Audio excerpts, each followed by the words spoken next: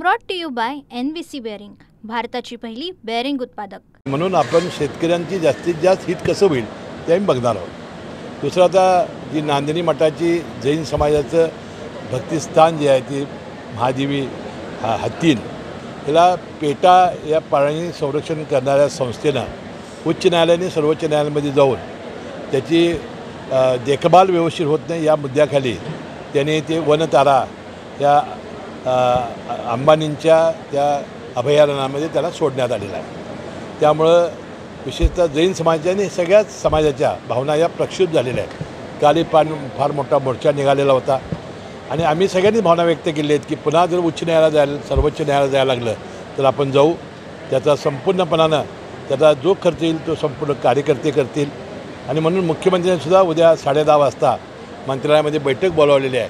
मला वाटते काहीतरी याच्यातून मार्ग निघेल आणि मला वाटते जी प्राणी संरक्षण करणारी जी संस्था आहे त्यांच्या मनाप्रमाणे त्या हत्तीचं निश्चितपणानं आम्ही संरक्षण करू आणि ती महादेवी हत्ती आम्ही परत आणू असा विश्वास मला आहे.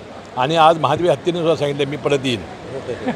अलमट्टीच्या उंचीच्या वाढीच्या संदर्भात आजच दिल्लीमध्ये बैठक होती, परंतु ह्या कार्यक्रमामुळं मी जाऊ शकलो नाही.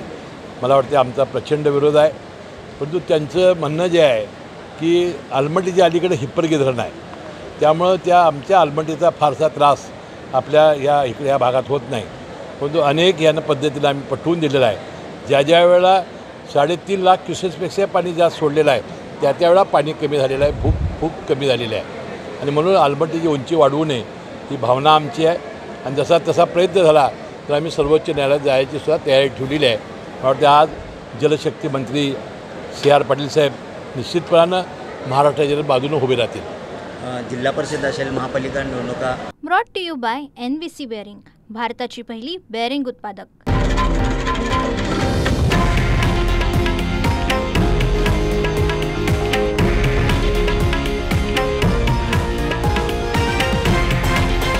हे आहे देशातील नंबर 1 न्यूज नेटवर्क आणि आपण पाहत आहात TV9 मराठी, एकमेव.